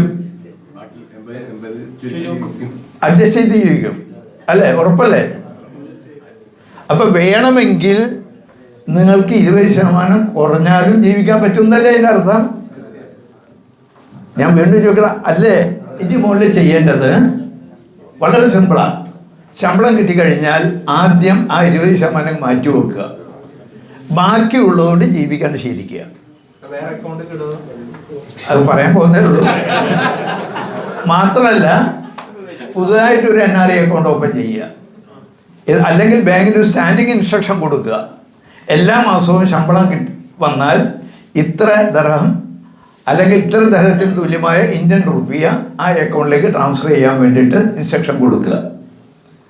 അങ്ങനെ വന്നു കഴിഞ്ഞാൽ ആ സംഖ്യ നിങ്ങളുടെ ഒരു ഓട്ടോമാറ്റിക് സേവിങ്ങാണ്, നിങ്ങൾ അറിയുന്നേയില്ല. എന്നിട്ട് ഇത് നടക്കണമെന്നുണ്ടെങ്കിൽ, ഈ 80-20 റൂൾ നടക്കണമെന്നുണ്ടെങ്കിൽ ആ ഒരു അച്ചടക്കം നിങ്ങളിലുണ്ടാവണം, ശുഭാപ്തി വിശ്വാസം നിങ്ങളിലുണ്ടാവണം. ഞങ്ങൾക്ക് കഷ്ടപ്പെടുന്നൊരു അവസ്ഥ ഉണ്ടാവരുത് എന്നുള്ള ഒരു ആഗ്രഹം, നിങ്ങളുടെ ഹൃദയമാകുന്ന ലാപ്ടോപ്പിൻ്റെ സ്ക്രീൻ നിങ്ങളെപ്പോഴും കാണേണ്ടത് സുന്ദരമായി സന്തോഷത്തിൽ നാട്ടിൽ പോയി ജീവിക്കുന്ന ഒരു ചിത്രം മനസ്സിലുണ്ടാവണം. ആ സമയത്ത് പ്രാർത്ഥനയും പ്രവൃത്തിയും ഒരുപോലെ നടക്കണം. എന്നാൽ സുന്ദരമായിട്ട് നിങ്ങൾക്ക് മാറ്റിവെക്കാൻ സാധിക്കും. മാത്രമല്ല, ഇതൊക്കെ നിസ്സാരമാണെന്ന് കുറച്ച് കഴിഞ്ഞാൽ തോന്നും. നിങ്ങൾ ആ എമൗണ്ട് കൂട്ടിക്കൊണ്ടേയിരിക്കും. 5000 ഇന്ത്യൻ റുപ്പിയ നിക്ഷേപം തുടങ്ങിയ ആളുകൾ 40,000 ചെയ്യുന്നവരെ ഞാൻ കണ്ടിട്ടുണ്ട്. അങ്ങനെ ചെയ്തതിൻ്റെ ഫലമായി 1.5 കോടി ഉള്ളവരായി മാറിയത് ഞാൻ കണ്ടിട്ടുണ്ട്. ഇതൊക്കെ സാധിക്കുന്ന കാര്യങ്ങളാണ്. ഇതിൽ തന്നെ നമ്മൾ ജോലി ചെയ്തുകൊണ്ടിരിക്കുമ്പോൾ അതിനൊരു ലിമിറ്റേഷനുണ്ട്. കുറച്ച് കാലഘട്ടമേ നമുക്കത് കിട്ടുള്ളൂ. അതാണ് നമ്മുടെ ആക്റ്റീവായിട്ടുള്ള നമ്മളെ ഇൻകം എന്ന് പറയുന്നത്. അതേ സമയത്ത് അതിനോടൊപ്പം ഒരു പാസീവ് ഇൻകം ഉണ്ടാക്കാൻ നമ്മൾ ശ്രമിക്കണം. അത് ചെയ്യണമെന്നുണ്ടെങ്കിൽ, അതുണ്ടാവണമെങ്കിൽ നമ്മൾ എക്സ്ട്രാ ഇൻകം ഉണ്ടാക്കുന്ന കാര്യങ്ങൾ നമ്മൾ കണ്ടെത്തണം. ആ കണ്ടെത്തുന്ന കാര്യങ്ങൾ നമുക്കറിയുന്ന കാര്യങ്ങളാവണം, നമുക്ക് വ്യക്തമായ നോളജ് അതിലുണ്ടാവണം, അല്ലെങ്കിൽ നോളജുള്ളവരുടെ സഹായം നിങ്ങൾക്കുണ്ടാവണം. അങ്ങനെ ചെയ്യുന്നവർക്കേ അത് സാധിക്കുള്ളൂ. ഇപ്പോൾ നിങ്ങൾക്ക് ചില കഴിവുകളുണ്ടെങ്കിൽ ആ കഴിവുകൾ പാർട്ട് ടൈമായിട്ട് ഇവിടെ ചെയ്തുകൊണ്ട് ഇൻകം ഉണ്ടാക്കാൻ സാധിക്കും. അതുകൂടാതെ മറ്റുള്ള ഇൻവെസ്റ്റ്മെൻറ്റുകളിൽ കൂടെ പൈസ ഉണ്ടാക്കാൻ സാധിക്കും. അപ്പോൾ ഇങ്ങനെയുള്ള കാര്യങ്ങൾ നമ്മൾ കൃത്യമായി ചെയ്യേണ്ട കാര്യങ്ങളാണ്. എന്ന് പ്രത്യേകം ഓർമ്മിക്കുക. ഇങ്ങനെ നമ്മൾ മാറ്റിവെച്ച സംഖ്യ ഇൻവെസ്റ്റ് ചെയ്യൽ മറ്റൊരു നിർബന്ധമായിട്ടുള്ള കാര്യമാണ്. 24/7 365 ദിവസം നമ്മൾ മാറ്റിവെച്ച സംഖ്യ നമുക്ക് വേണ്ടി ഗ്രോ ചെയ്തുകൊണ്ടിരിക്കണം, നമുക്ക് വേണ്ടി പ്രവർത്തിച്ചുകൊണ്ടിരിക്കണം. നമ്മൾ ഉറങ്ങുമ്പോൾ പോലും നമുക്ക് വേണ്ടി നമ്മുടെ പണം ഗ്രോ ചെയ്തുകൊണ്ടേയിരിക്കുന്ന ഒരു സാഹചര്യം നമ്മൾ ഉണ്ടാക്കണം. അതിനോടൊപ്പം തന്നെ നമ്മൾ പണം ACTs വെച്ചിരുന്നാൽ ആ പണം മാത്രമേ നമ്മുടെ കയ്യിൽ കിട്ടുകയുള്ളൂ. ആ പണം ഗ്രോ ചെയ്താൽ മാത്രമേ നാട്ടിലുള്ള പണപ്പെരുപ്പത്തിനെ ബീറ്റ് ചെയ്യാൻ അതുകൊണ്ട് സാധിക്കുകയുള്ളൂ. അതായത് 10 വർഷം കഴിഞ്ഞിട്ട് 10,000 നമ്മൾ നിക്ഷേപിച്ചത് 10,000 കിട്ടിക്കഴിഞ്ഞാൽ ആ 10,000 കൊണ്ട് ഇന്ന് നമ്മൾ നിക്ഷേപിക്കുന്ന സമയത്ത് എന്ത് കിട്ടുന്നോ അതിൻ്റെ 4/1 നമുക്ക് കിട്ടില്ല. ആ 10,000 4 ഇരട്ടിയായാൽ മാത്രമേ നമുക്ക് ബെനിഫിറ്റ് ഉണ്ടാവുകയുള്ളൂ. അതുകൊണ്ട് അത് പ്രത്യേകം ശ്രദ്ധിക്കേണ്ട കാര്യമാണ്. അപ്പോൾ ഏറ്റവും നല്ല വിധത്തിലുള്ള ഇൻവെസ്റ്റ്മെൻറ്റ് മാർഗങ്ങൾ കണ്ടെത്തുകയാണ് അതിനാവശ്യമെന്നുള്ളത് മനസ്സിലാക്കുക. ഇത് നടക്കുമ്പോൾ ഒരു അപകടം സംഭവിക്കും. നമ്മുടെ കയ്യിൽ പണം ഉണ്ടായിരിക്കുക, അങ്ങനെ വരുമ്പോൾ നമ്മുടെ മുമ്പിൽ കൂടി പല ലക്ഷറിയസ് ലൈഫ് പലതും കാണും. അതിനുവേണ്ടി ചിലവാക്കണമെന്നുള്ള മോഹമുണ്ടാവും. അപ്പോൾ കടിഞ്ഞാണിടാൻ നമ്മൾ ശ്രമിക്കണം. അപ്പോൾ പിശാച് നമ്മുടെ മുമ്പിലേക്ക് വരും ക്രെഡിറ്റ് കാർഡിൻ്റെ രൂപത്തിൽ. അത് തൊടാതിരിക്കുക. ക്രെഡിറ്റ് കാർഡ് നിങ്ങൾക്ക് ഉപയോഗിക്കാം. ക്രെഡിറ്റ് കാർഡ് ഉപയോഗിച്ച് ഇന്ന് ഉച്ചയ്ക്ക് എൻ്റെ ഒരു സുഹൃത്ത് വന്നിരുന്നു. അദ്ദേഹം ക്രെഡിറ്റ് കാർഡ് കൃത്യമായിട്ട് ഉപയോഗിക്കുന്ന ആളാണ്. അങ്ങനെ ഉപയോഗിച്ചിട്ട് ക്രെഡിറ്റ് കാർഡ് നമുക്ക് നൽകുന്ന ആനുകൂല്യം നേടിയിട്ട് ക്രെഡിറ്റ് കാർഡിന് 1 പൈസ പോലും പലിശ കൊടുക്കാതെ ജീവിച്ചിട്ട് 40,000 ദിർഹം അദ്ദേഹം ക്രെഡിറ്റ് കാർഡ് കൊണ്ട് ഉണ്ടാക്കി. എന്താണെന്ന് പറഞ്ഞാൽ അദ്ദേഹം നടത്തുന്ന എല്ലാ ചിലവുകളും ക്രെഡിറ്റ് കാർഡിൽ കൂടെ കൊടുക്കുള്ളൂ. അപ്പോൾ ഇത്ര കൊടുത്തു കഴിഞ്ഞാൽ നിങ്ങൾ ഇത്ര പോയിൻ്റ് തരാം എന്ന് അവർ വാഗ്ദാനം ചെയ്തിട്ടുണ്ട്. ആ വാഗ്ദാനം ചെയ്തതിൻ്റെ ഫലമായിട്ടാണ് അദ്ദേഹത്തിന് 40,000 ദിർഹം ഉണ്ടാക്കുവാൻ സാധിച്ചത്. നിങ്ങളൊരു വർഷത്തിൽ എത്ര പൈസ ചെയ്യുന്നുണ്ടാവും? ആ സ്പെൻഡ് ചെയ്യുന്നത് മുഴുവൻ നിങ്ങൾക്ക് ക്രെഡിറ്റ് കാർഡ് ഉണ്ടെങ്കിൽ അതിൽ കൂടെ ചെയ്യാം. പക്ഷേ 45 ദിവസം നിങ്ങൾക്ക് അവധി തന്നിട്ടുണ്ടെങ്കിൽ 40ാമത്തെ ദിവസം പോയി പൈസ അടച്ചിരിക്കണം. അപ്പോൾ ഇങ്ങനെയുള്ള ആനുകൂല്യങ്ങൾ ഉപയോഗപ്പെടുത്തുവാൻ സാധിക്കും. അതിൽ ഒരു തെറ്റുമില്ല. ക്രെഡിറ്റ് കാർഡ് എന്ന് പറഞ്ഞ സ്ഥാപനം നിങ്ങൾക്ക് വാഗ്ദാനം ചെയ്യുന്ന ആനുകൂല്യമാണ്. ഇനി ഫാമിലി അറിഞ്ഞിരിക്കേണ്ട കാര്യമാണ്. നമ്മളും ഫാമിലിയും കൂട്ടിയിട്ട് ഫാമിലി ബഡ്ജറ്റ് ഉണ്ടാക്കണം. ആ ഫാമിലി ബഡ്ജറ്റ് ഉണ്ടാക്കിയാൽ മാത്രമേ നമുക്ക് ആ ചെലവുകളെ നമുക്ക് ഒതുക്കാൻ സാധിക്കുകയുള്ളൂ. ഉദാഹരണമായിട്ട് ഹൗസിങ്ങിന് ഇത്ര വരും, ഇലക്ട്രിസിറ്റി വാട്ടറിന് ഇത്ര വരും, ഗ്രോസറിക്ക് ഇത്ര വരും, ട്രാൻസ്പോർട്ടേഷൻ ഇത്ര വരും, എഡ്യൂക്കേഷൻ ഇത്ര വരും, ഹെൽത്ത് കെയർ ഇത്ര വരും. അങ്ങനെ ഓരോ കാര്യങ്ങൾക്കുള്ള ചിലവുകൾ നമ്മൾ കഴിഞ്ഞ മാസത്തെ നമുക്കറിയാമെങ്കിൽ അടുത്ത മാസവും ഇത്രയാണ് വരിക എന്ന് നമുക്കറിയാം. അപ്പോൾ അതിനെ വെട്ടിച്ചുരുക്കാനുള്ള കഴിവ് നമുക്കുണ്ടാവണം. അപ്പോഴേ നമുക്ക് ഈ നിയന്ത്രണം ഉണ്ടാക്കാൻ സാധിക്കൂ. അത് നമ്മൾ ഒരാളെടുത്ത് കുടുംബം ഇവിടെ ജീവിക്കുന്നവരാണെങ്കിൽ ഭർത്താവും ഭാര്യയും കൂടി തീരുമാനിക്കേണ്ടതാണ്. ഭാര്യ നാട്ടിലുള്ളവരാണെങ്കിൽ നമ്മളുടെ നാട്ടിലുള്ള ചെലവുകൾ അറിയിക്കാൻ നമ്മൾ ആവശ്യപ്പെടണം. അതിൽ നമുക്ക് നിയന്ത്രിക്കാൻ തോന്നുന്നത് നമുക്ക് നിയന്ത്രിക്കാം. ഭാര്യയെ ഉപദേശിച്ച് നിയന്ത്രണം നടത്താൻ സാധിക്കുന്നത് അത് ചെയ്യാം. അങ്ങനെ നമുക്ക് ചെയ്യുവാൻ സാധിക്കും. ഒരു ഫിനാൻഷ്യൽ ബഡ്ജറ്റ് വളരെ നെസസറിയാണ്. അതുപോലെ തന്നെ അനാവശ്യമായ ചിലവുകൾ ചെയ്യുന്ന ആരും ഇവിടെ ഉണ്ടാവില്ല എന്ന് വിശ്വസിക്കുന്നു. ഇല്ലല്ലോ? ഇല്ല. ഇനിയിപ്പോൾ ഒരു കാര്യം അങ്ങോട്ട് ചോദിച്ചാൽ വളരെ അപകടം ഉണ്ടാക്കും. ഇല്ല എന്ന് പറയണമെങ്കിൽ നമ്മൾ പരിശോധിച്ചിട്ടുണ്ടെങ്കിൽ മാത്രമേ പറയാൻ പറ്റുള്ളൂ. അത് പരിശോധിക്കാനുള്ള വഴിയാണത്. ഇത് നിങ്ങൾ സ്ക്രീൻഷോട്ട് എടുക്കാം. ഇതങ്ങ് ഓരോ ദിവസവും ചിലവാക്കുന്നവിടെ എഴുതി വെക്കുക. അതിന് അത്യാവശ്യം, ഓപ്ഷണൽ, വേസ്റ്റ് എന്ന് പറഞ്ഞിട്ട് 3 കോളം ഉണ്ടാവുക. അപ്പോൾ നമ്മൾ എല്ലാ ദിവസവും അത്യാവശ്യമായ ചിലവുകൾ ചെയ്യുന്നതിനൊപ്പം തന്നെ ഐച്ഛികമായ ചിലവുകളും ചെയ്യുന്നുണ്ടാവും, വേസ്റ്റ്ഫുള്ളായിട്ടുള്ള ചിലവുകളും ചെയ്യുന്നുണ്ടായിരിക്കും. അപ്പോൾ ഇതൊരു മാസം നിങ്ങൾ ഹാബിറ്റാക്കി കഴിഞ്ഞാൽ നിങ്ങൾ അനാവശ്യമായ ചിലവുകൾ ചെയ്യലേ നിർത്തും. ഓപ്ഷനായ ചിലവുകൾ ചെയ്യാണ്ട് ഒരുങ്ങുമ്പോൾ 6 മാസത്തിന് ശേഷം നാട്ടിൽ പോകുന്നുണ്ടെങ്കിൽ ആ സമയത്ത് പോകുമ്പോൾ കൊണ്ടുപോകേണ്ട സാധനം ഇപ്പം മേടിക്കുന്നുണ്ടെങ്കിൽ അങ്ങനെയുള്ളതൊക്കെ നിങ്ങൾ കൺട്രോൾ ചെയ്യും. അല്ലെങ്കിൽ ഇങ്ങനെ ഒരു മാളിൽ കൂടെ അങ്ങനെ നടക്കുമ്പോൾ പെട്ടെന്ന് ഇൻസ്റ്റൻ്റായിട്ട് മേടിക്കുന്ന സ്വഭാവം ഉണ്ടെങ്കിൽ അതിന് കൺട്രോൾ ഉണ്ടായിരിക്കും. ഫിഗറൊന്നും കണക്ക് നോക്കണ്ട കേട്ടോ, ഒരു ഫിഗർ മാത്രം കൊടുത്തു എന്നേ ഉള്ളൂ. ഓക്കെ, ഇപ്പോൾ ഞാൻ ചോദിക്കുന്നത്, നമ്മളൊക്കെ അനാവശ്യ ചിലവുകൾ ചെയ്യാത്തവരാണെന്നോ, ഇവിടെ സഹോദരികളും ഉണ്ടല്ലോ. അതിൽ സഹോദരികളെ സംബന്ധിച്ച് പറയുകയാണെങ്കിൽ അവരൊക്കെ കയ്യിൽ ഒരു സ്ലിപ്പ് വെച്ചിട്ടാണ് ഷോപ്പിങ്ങിന് പോവുക. ഞാൻ ക്ലാസ്സുകളിൽ അവരോട് ചോദിക്കാറുണ്ട്, നിങ്ങൾ ആ സ്ലിപ്പിൽ എഴുതിയ സാധനം മാത്രം മേടിച്ച് തിരിച്ചു വരുന്നവർ എത്ര പേരുണ്ടെന്ന് ചോദിച്ചാൽ ആരും തന്നെ ഉണ്ടാവാറില്ല. വേറെ ചില സാധനങ്ങളും മേടിച്ചിട്ടാണ് വരിക. ഒരു ടൂത്ത് പേസ്റ്റ് വാങ്ങാൻ എഴുതിയിട്ടുണ്ടാവും, അവിടെ ചെന്ന് കഴിഞ്ഞാൽ ഒരു ടൂത്ത് പേസ്റ്റ് 1 ലിറ്റർ ഷാമ്പൂവിന് വേണ്ടി കെട്ടി വെച്ചിട്ടുണ്ടാവും. ആ ഷാമ്പുവും ടൂത്ത് പേസ്റ്റും കൂടെ മേടിച്ചു വരും. ഷാമ്പു വീട്ടിലുള്ളതാണ്, പക്ഷേ നമ്മൾ എന്ത് ചെയ്യുന്നു, അവർക്ക് സർപ്ലസ് സ്റ്റോക്ക് ഉള്ളത് വിൽക്കാനും അത് നമ്മുടെ വീട്ടിൽ സൂക്ഷിക്കാനുള്ള സൗകര്യം കമ്പനിക്ക് ചെയ്തു കൊടുക്കുന്നു. നമ്മൾ ഇങ്ങനെ പലതും ചെയ്തു പോകാറുണ്ട്. അപ്പോൾ നമ്മൾ അനാവശ്യമായ ചിലവുകൾ സൂക്ഷിക്കുക. ഇപ്പോൾ ഈ ഇരിക്കുന്ന എൻ്റെ സഹോദരന്മാരുടെ കയ്യിൽ, സഹോദരിയുടെ കയ്യിൽ ഒക്കെ ധാരാളം വലിയ അത്യാവശ്യമാണെന്ന് അല്ലെങ്കിൽ ഏറ്റവും നല്ലതാണെന്ന് തോന്നി വാങ്ങിച്ച വസ്ത്രങ്ങളുണ്ടാകും. എത്രയോ വസ്ത്രങ്ങൾ ഉപയോഗിക്കാൻ വേണ്ടി വാർഡ്രോബ് തുറന്നാൽ കൈ അതിൽ സ്പർശിക്കില്ല, അവിടെ ഇങ്ങനെ ഇരിക്കും കുറേ കാലം, പിന്നെ എടുത്ത് വരവർക്കും ധർമ്മം കൊടുക്കും. ഇതൊക്കെ സംഭവിക്കാറില്ലേ? എന്നപോലെ തന്നെ നിങ്ങൾ നാട്ടിൽ പോയി കഴിഞ്ഞാൽ അത്യാവശ്യമാണെന്ന് നിങ്ങളോട് പറഞ്ഞിട്ട് നിങ്ങൾ കൊണ്ടുപോയ സാധനങ്ങൾ രണ്ടാമത്തെ പ്രാവശ്യം നാട്ടിൽ ചെല്ലുമ്പോൾ അതിൻ്റെ കർട്ടും കണ്ടാൽ ചോദിക്കും ഇതെന്താ ഇവിടെ വെച്ചിരിക്കണമെന്ന്. അപ്പോൾ അതാ സാധനം കൊണ്ട് അതിൻ്റെ ഉള്ളിലുണ്ട്, ഒരു മിക്സിയാണ് അതിൻ്റെ ഉള്ളിലുണ്ടെന്ന് പറയും. അപ്പോൾ എന്താ ഉപയോഗിക്കാൻ? അതിപ്പോൾ നടക്കില്ല. അപ്പോൾ ഇവിടുന്ന് കൊണ്ടുപോയത് ഉപയോഗിക്കുന്നില്ല എന്നർത്ഥം. അപ്പോൾ എല്ലാ കാര്യങ്ങളും അത്യാവശ്യമാണോ എന്ന് ഉറപ്പ് വരുത്തിയിട്ട് വേണം വാങ്ങിക്കേണ്ടത് എന്ന് ഓർമ്മപ്പെടുത്തുകയാണ്. അപ്പോൾ ഇനി ചെയ്യേണ്ടത് ആ പൈസ അങ്ങ് മാറ്റിവെക്കുന്നത് ഉറച്ചു നിങ്ങൾ മാറ്റിവെച്ചിരിക്കുന്നു, അത് പ്രത്യേക അക്കൗണ്ടിൽ ഒരു ഡെഡിക്കേറ്റഡ് സേവിങ്സ് അക്കൗണ്ടിലേക്ക് സേവിങ്സ് അക്കൗണ്ട് എന്ന് പറഞ്ഞാൽ നിങ്ങളുടെ സേവിങ്ങിന് വേണ്ടിയിട്ട് മാറ്റിവെക്കുക. പറ്റുമെങ്കിൽ മക്കൾക്കും അതുപോലെ ഒരു അക്കൗണ്ട് ഓപ്പൺ ചെയ്യുക, ചില്ലറ പൈസ ഒക്കെ അവർക്ക് പോക്കറ്റ് മണി ആയിട്ട് കൊടുക്കുക, അത് അങ്ങനെ സേവ് ചെയ്യാൻ ശീലിപ്പിക്കുക. ഇങ്ങനെ ആയിക്കഴിഞ്ഞാൽ വേറൊരു കാര്യം മനസ്സിലാക്കേണ്ടത്, ഇതെന്തിനത് ചെയ്യുന്നതെന്ന് മനസ്സിലാക്കേണ്ടത്, ഇന്ന് 1 കോടി റുപ്യക്ക് നടക്കുന്ന കാര്യം 30 വർഷം കഴിഞ്ഞിട്ട് ഒരു വീട് വെക്കേണ്ടതാണെങ്കിൽ 13 കോടി റുപ്യകൾ ഉണ്ടെങ്കിലേ ഒരു വീട് ഉണ്ടാക്കാൻ പറ്റുള്ളൂ, ഇന്ന് 1 കോടിക്ക് വരുന്നത്. അതേ സമയത്ത് ഈ സംഖ്യ ഇന്ന് ഇൻവെസ്റ്റ് ചെയ്യുകയാണെങ്കിൽ 30 വർഷം കഴിഞ്ഞ് 120 കോടി റുപ്യയോളം ആയിത്തീരും. അത് ഇൻവെസ്റ്റ്മെൻറ്റ് കൊണ്ടുള്ള നേട്ടങ്ങൾക്ക്.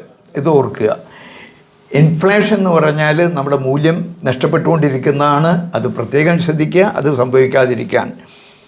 അതുപോലെ തന്നെ നമ്മൾ പണം വേണ്ട സമയത്ത് നിക്ഷേപിക്കാതിരുന്നാൽ അവസരങ്ങളാണ് നമുക്ക് നഷ്ടപ്പെട്ടു പോവുക, അത് സംഭവിക്കരുത്. ഇതൊരു പ്രധാന കാര്യമാണ് മനസ്സിലാക്കാൻ. ഒരു കുട്ടിക്ക് 2 വയസ്സുള്ളപ്പോൾ 5000 ഉറുപ്പ്യ വെച്ച് എല്ലാ മാസവും സമ്പാദിച്ചിരുന്നു. അങ്ങനെ സമ്പാദിച്ച് നിക്ഷേപം നടത്തി 15 വർഷം കഴിഞ്ഞപ്പോൾ 9 ലക്ഷം ഉറുപ്പ്യ ഇൻവെസ്റ്റ് ചെയ്തു. അത് 15 വർഷം, ആ കുട്ടിക്ക് 17 വയസ്സായപ്പോൾ 74 ലക്ഷം ഉറുപ്പ്യയായിട്ട് മാറി. എന്താണ്? ചെറിയൊരു സംഖ്യ ദീർഘകാലം ഇൻവെസ്റ്റ് ചെയ്തപ്പോൾ 74 ലക്ഷം ഉറുപ്പ്യയായി. അതേസമയത്ത് മറ്റൊരു കുട്ടിക്ക് വേണ്ടിയിട്ട്, ആ കുട്ടിക്ക് 12 വയസ്സുള്ളപ്പോൾ പിതാവ് 9 ലക്ഷം ഇൻവെസ്റ്റ് ചെയ്തു. പ്രതിമാസം ചെയ്തിരുന്നത് 15 ലക്ഷം വെച്ചിട്ട് ഇൻവെസ്റ്റ് ചെയ്തു. അപ്പോഴും ആദ്യത്തെ കുട്ടിയെ പോലെ 9 ലക്ഷം ആയി. പക്ഷേ ആ 9 ലക്ഷം ആയെങ്കിലും കാലഘട്ടം കുറവായതുകൊണ്ട് 16 ലക്ഷമേ ഉണ്ടായുള്ളൂ. അപ്പോൾ നമ്മൾ മനസ്സിലാക്കേണ്ടത്, നിക്ഷേപം നടത്തുന്ന സംഖ്യയുടെ വലുപ്പമല്ല, കാലമാണ് പ്രാധാന്യം എന്നുള്ളത് ഓർക്കുക. സാധാരണ നമ്മൾ ഇൻവെസ്റ്റ് ചെയ്ത് ഫിക്സഡ് ഡെപ്പോസിറ്റ് ചെയ്യുന്നവർ ഉണ്ടായിരിക്കാം, അത് ഞാൻ റെക്കമെൻഡ് ചെയ്യുന്നതല്ല. നാഷണൽ സേവിങ്സ് സ്കീമിൽ പോസ്റ്റ് ഓഫീസിൽ ചെയ്യുന്നവരുണ്ടാകും, അതും ഞാൻ റെക്കമെൻഡ് ചെയ്യാറില്ല. കാരണം പരിപൂർണമായിട്ട് പലിശയാണ്. റിയൽ എസ്റ്റേറ്റ് ചെയ്യാത്തവരുണ്ടാവില്ല, എല്ലാവരും ചെയ്തിട്ടുള്ളവരായിരിക്കും. റിയൽ എസ്റ്റേറ്റിൽ നിന്നുള്ള ബെനിഫിറ്റ് ഇന്ത്യയിലെ ഏറ്റവും വലിയ ബെനിഫിറ്റ് ഉണ്ടായിട്ടുള്ളത് ബോംബെയിലാണ്. ബോംബെയിൽ 1979 ഒരു സ്ക്വയർ ഫീറ്റിന് 2500 ഉണ്ടായിരുന്നത് ഇപ്പോൾ ഏറ്റവും വില വർധനവുണ്ടായിട്ട സമയത്ത് 2 ലക്ഷമാണ്. എന്ന് പറഞ്ഞാൽ 80 ഇരട്ടിയെ വർധനവുണ്ടായിട്ടുള്ളൂ, മനസ്സിലാക്കുക. അതേ കാലഘട്ടത്ത് ഗോൾഡ് പ്രൈസ് 973, അല്ല 1000, ഒരു ഗ്രാമിന് 10 ഗ്രാമിന് 1000 ഉറുപ്പ്യയായിരുന്നു. 10 ഗ്രാമിന് 1000 ഉറുപ്പ്യയായിരുന്നു. ഇന്ന് 72,000 ഉറുപ്പ്യയായിരുന്നു 10 ഗ്രാമിന് ഏതാനും ആഴ്ച മുമ്പ്. അപ്പോൾ 72 ഇരട്ടിയേ ആയിട്ടുള്ളൂ 45 വർഷം കൊണ്ട്. റിയൽ എസ്റ്റേറ്റിൻ്റെത് 80 ഇരട്ടി. Fixed deposit NS national saving സ്കീമൊക്കെ മൈനസാണ് സംഭവിക്കുന്നത്. സ്റ്റോക്ക് മാർക്കറ്റിൽ അന്ന് 100 ആയിരുന്നു ഇൻഡെക്സ്, ഇന്ന് 77,000 777 ഇരട്ടി, 777 ഇരട്ടി ആയി. അപ്പോൾ ഏറ്റവും കൂടുതൽ വന്നത് സ്റ്റോക്കിന്, അതിൻ്റെ താഴെ പ്രോപ്പർട്ടി, അതിൻ്റെ താഴെ ഗോൾഡ്. കണ്ടൊരു കാര്യം, സാധാരണക്കാർക്ക് എല്ലാം ചെയ്യാവുന്ന ഒരു ഇൻവെസ്റ്റ്മെൻറ്റ് മാർഗമാണ് മ്യൂച്വൽ ഫണ്ട്. മ്യൂച്വൽ ഫണ്ട് എന്ന് പറഞ്ഞാൽ അസറ്റ് മാനേജ്മെൻറ്റ് കമ്പനികൾ എന്ന് പറയുന്ന സ്ഥാപനങ്ങൾ ജനങ്ങളിൽ നിന്ന് പണം സമാഹരിക്കുക. ആ സമാഹരിക്കപ്പെട്ട പണം സെക്യൂരിറ്റി എക്സ്ചേഞ്ച് ബോർഡ് ഓഫ് ഇന്ത്യക്ക് നിർദ്ദേശിച്ചിട്ടുള്ള, അനുമതി ലഭിച്ചിട്ടുള്ള മേഖലയിൽ അവർ നിക്ഷേപം നടത്തുന്നു. അതിൽ നിന്നുള്ള ലാഭം നിക്ഷേപകർക്ക് വീതിച്ചു കൊടുക്കുന്നു. അത് മൂല്യവർദ്ധനവായിട്ടും ലാഭവിഹിതമായിട്ടും ലഭിക്കുന്നു എന്നുള്ളതാണ് മ്യൂച്വൽ ഫണ്ട് ചെയ്യുന്നത്. അതിൻ്റെ പ്രത്യേകത എന്താണ്? നമ്മൾ പണം കൊടുത്തു കഴിഞ്ഞാൽ നമ്മളല്ല അതിനെ എങ്ങനെ അവർ നിക്ഷേപിക്കുന്നു എന്നുള്ളത് അതിൻ്റെ നിക്ഷേപ വിദഗ്ധരാണ് ചെയ്യുന്നത്. നിക്ഷേപം എവിടെ ചെയ്യുന്നു, എങ്ങനെ ചെയ്യുന്നു, ഇപ്പോൾ ചെയ്യുന്നു നമ്മൾ നോക്കേണ്ടതില്ല എന്നുള്ളതാണ്. മാത്രമല്ല വൈവിധ്യീകരണം, വ്യത്യസ്ത മേഖലയിൽ നിക്ഷേപിക്കുന്നത് കൊണ്ട് റിസ്ക് അതിൽ കുറവാണ്. അതുകൊണ്ട് റിട്ടേൺ കുറേ ആളുകൾ, 10,000 ലക്ഷക്കണക്കിന് ആളുകളിൽ ഷെയർ ചെയ്യാനുള്ള അവസരം നമുക്ക് ലഭിക്കുകയാണ്. ഇനി എങ്ങനെ എൻ്റെ പ്രവർത്തനം, ലാഭം എങ്ങനെ കിട്ടുന്നു? ഏറ്റവും കുറഞ്ഞ് കിട്ടുന്ന ഒരു രീതിയാണ് ഞാൻ കാണിക്കുന്നത്. ഇപ്പോൾ ഉദാഹരണമായിട്ട് 10,000 ഉറുപ്പിക വെച്ച് 10 വർഷം ചെയ്തപ്പോൾ 12 ലക്ഷം ചെയ്തത് 15% ഏറ്റവും ചുരുങ്ങിയ റിട്ടേൺ കിട്ടിയപ്പോൾ 77,86,000 20 വർഷം കൊണ്ട് 24 ലക്ഷം ചെയ്തത് 1 കോടി ഉറുപ്പിക ആയി. 12%, 1.5 കോടിയായി 15%. 10,000 വെച്ച് 30 വർഷം ചെയ്തപ്പോൾ 36 ലക്ഷം ചെയ്തു, 3.5 കോടിയായി. ഇവിടെ 7 കോടിയായി മാറിയിരിക്കുന്നു. ഇതാണ് ഇതിലുള്ള പ്രത്യേകം. അപ്പോൾ അതിൽ 12, 15 എന്നൊക്കെ കൊടുത്തത് മനസ്സിലാകാൻ കൊടുത്തു. ഇതൊന്നും ഗ്യാരൻറ്റീഡ് അല്ല. കഴിഞ്ഞ കാലത്തെ പ്രവർത്തനത്തിൻ്റെ ഫലമായി ഇത്രയൊക്കെ കിട്ടിയിട്ടുണ്ട് എന്നുള്ളത് പറയുന്നു എന്ന് മാത്രം. ഇങ്ങനെ ചെയ്തു കഴിഞ്ഞാൽ, എന്തുകൊണ്ട് ഞാൻ ഇത് പറയുന്നു എന്ന് പറഞ്ഞാൽ, ഒരാൾക്ക് 27 ലക്ഷം ഉറുപ്പിക കിട്ടിയ ആൾ നാട്ടിലേക്ക് തിരിച്ചു പോകുന്നു. അങ്ങനെ അയാൾ നാട്ടിലേക്ക് തിരിച്ചു പോയി കഴിഞ്ഞാൽ അദ്ദേഹത്തിന് വേണമെങ്കിൽ എല്ലാ മാസവും ആ സിസ്റ്റമാറ്റിക് വിഡ്രോവൽ എന്ന രൂപത്തിൽ തിരിച്ചെടുക്കാൻ സാധിക്കും. ഏകദേശം 18,000 ഉറുപ്പിക മന്ത്ലി കിട്ടും. 10,000 ഉറുപ്പിക ചെയ്ത ആൾക്ക് 10 വർഷം കഴിഞ്ഞ് തിരിച്ചു പോയാൽ 18,000 പ്രതിമാസം മന്ത്ലി ഇൻകമായിട്ട് എടുക്കാൻ സാധിക്കും. 20 വർഷം ചെയ്ത ആൾ പോകുമ്പോൾ 1 കോടി ഉണ്ടെങ്കിൽ അദ്ദേഹത്തിന് 80,000 ഒരു മാസം പ്രതിമാസം എടുക്കാൻ സാധിക്കും. 30 വർഷം കഴിഞ്ഞ ആൾക്ക് 3.5 കോടി ഉണ്ടാകുമ്പോൾ പ്രതിമാസം 2 ലക്ഷം ഉറുപ്പിക എടുക്കുവാൻ സാധിക്കും.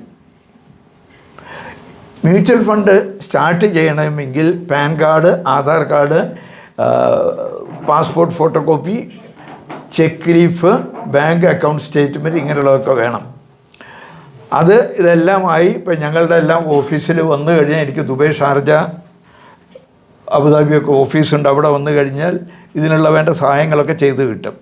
ഇനി പറയാൻ പോകുന്നത് പരിപൂർണമായിട്ട് ഹലാലായിട്ടുള്ള മ്യൂച്വൽ ഫണ്ടാണ്.